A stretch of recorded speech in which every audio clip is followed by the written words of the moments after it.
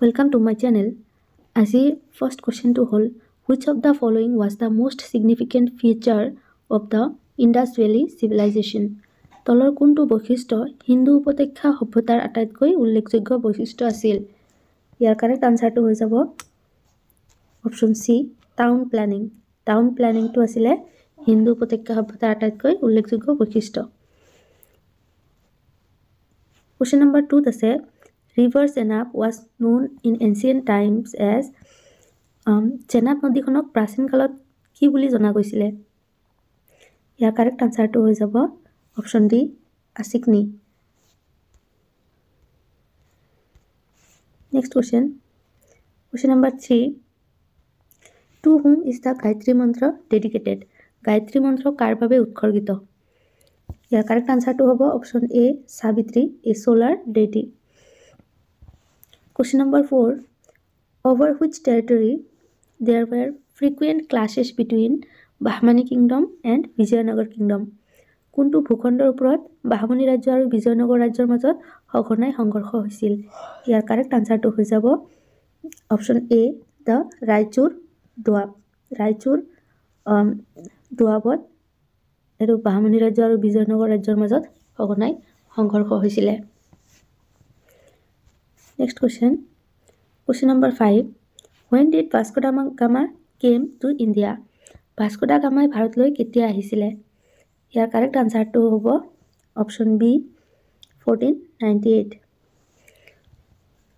Question number 6 The largest standing army of the Delhi Sultanate directly paid by the state was created by ৰাজ্যখনে পোনপটীয়াকৈ দৰমহা দিয়া দিল্লী চুলতানীৰ আটাইতকৈ ডাঙৰ স্থায়ী সেনাবাহিনীৰ সৃষ্টি হৈছিল কাৰ দিনত?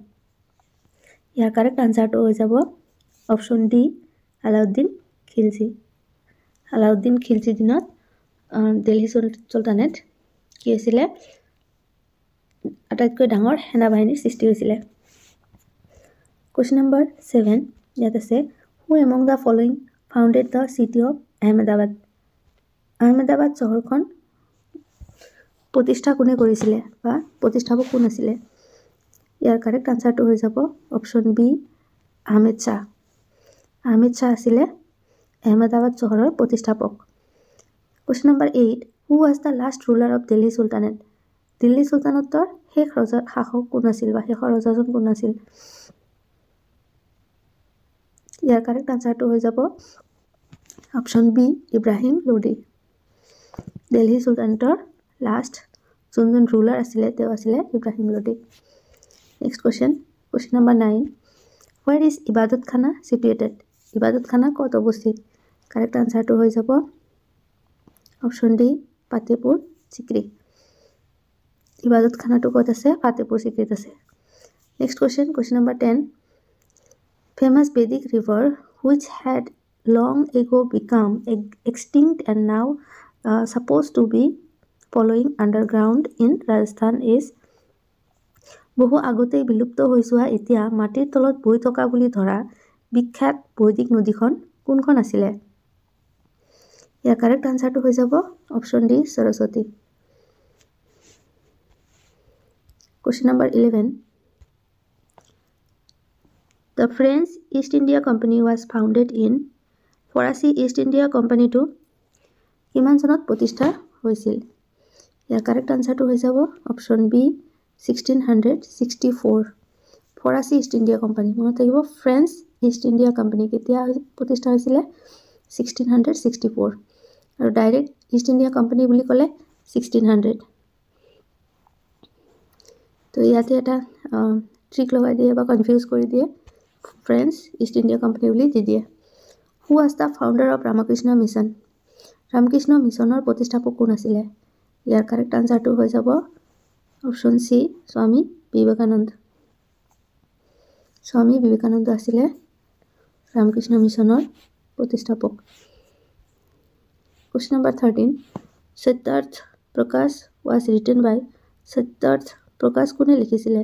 ইয়াৰ কাৰেক্ট আনসাৰটো হ'ব অপশ্যন সি স্বামী দয়ানন্দ সৰস্বতী। স্বামী দয়ানন্দ সৰস্বতীয়ে লিখিছিলে।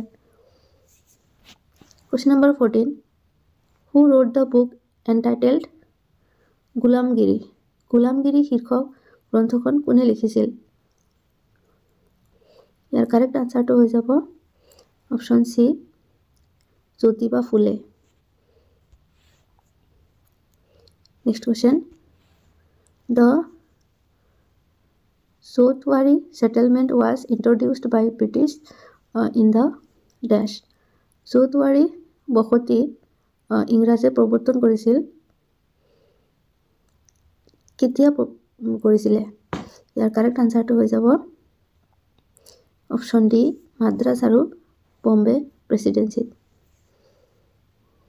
Next question The British colonial policies in India proved most ruinous for Indian ভাৰতত ব্ৰিটিছ ঔপনিৱেশিক নীতি ভাৰতীয়ৰ বাবে আটাইতকৈ ধ্বংসাত্মক বুলি প্ৰমাণিত হৈছিলে কোনটো ট্ৰেডৰ ওপৰত ইয়াৰ এগ্ৰিকালচাৰ নে ট্ৰেড নে ইন্ডাষ্ট্ৰি নে হ্যান্ডিক্ৰাফ্ট তো ইয়াৰ কাৰেক্ট আনসাৰটো হৈ যাব option D handicraft next question The Charter Act of 1813 left intact the company's monopoly of dash trade 1913 চনৰ চাৰ্টাৰ আইনখনে কোম্পানীটোৰ ডেশ বাণিজ্যৰ একচেটিয়া অধিকাৰ অক্ষত ৰাখিছে ইয়াৰ কাৰেক্ট আনসাৰটো হৈ যাব অপশন এ চাইনা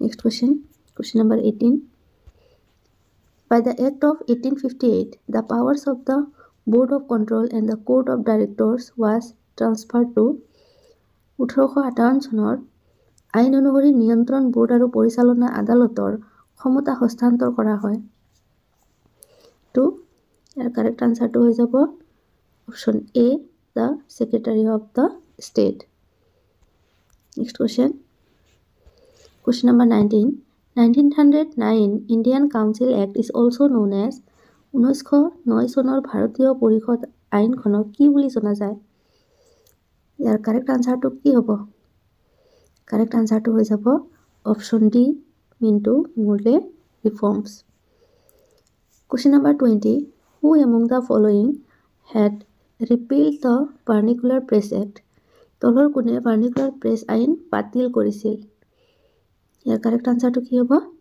কাৰেক্ট আনসাৰটো হৈ যাব অপশন বি লৰ্ড ৰিপনে Vernacular Press আইনখন বাতিল কৰিছিলে so thank you for watching please like share and comment and subscribe my channel thank you